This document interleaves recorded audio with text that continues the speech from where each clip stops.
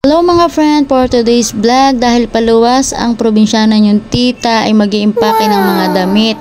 At yan nga, kailangan ay naka-plastic ang mga damit bago ilagay sa loob ng bag dahil sa sobrang ulan ng panahon dito at para pag inilagay sa istribo ang bag ay hindi basta-basta mababasa. Then kinabukasan, ito na nga, fresh na fresh pa tayo habang nakasakay sa tricycle. Papunta na tayo sa terminal at luluwas na nga.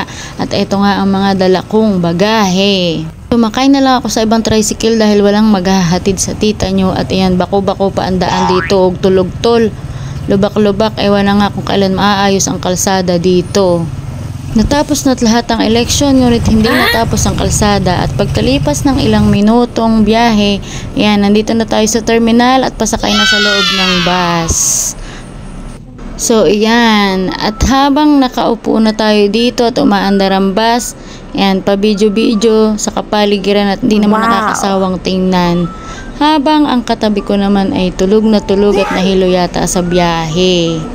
Yan, o di baga, ganda ng bundok, ang ulap, saka ang mga palayan.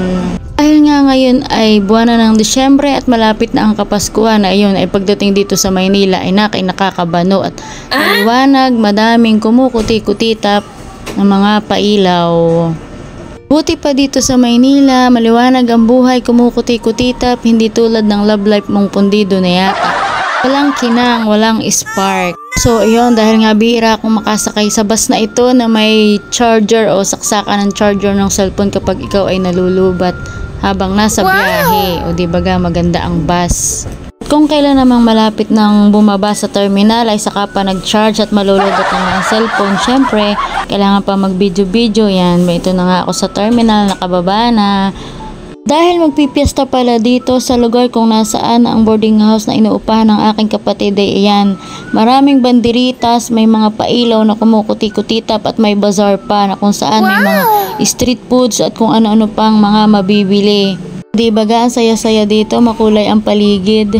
At dahil sinundo ako ng kapatid ko at pamangkin sa pinsan ay kami muna ay dadaan sa bazaar para bumili ng makakain at kung may magustuhan pang iba.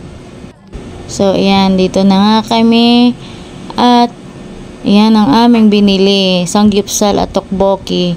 Then pagkatapos uwi na dito sa boarding house, ayan, pahinga na tayo. Please follow, like and share. Thank you for watching. Bye!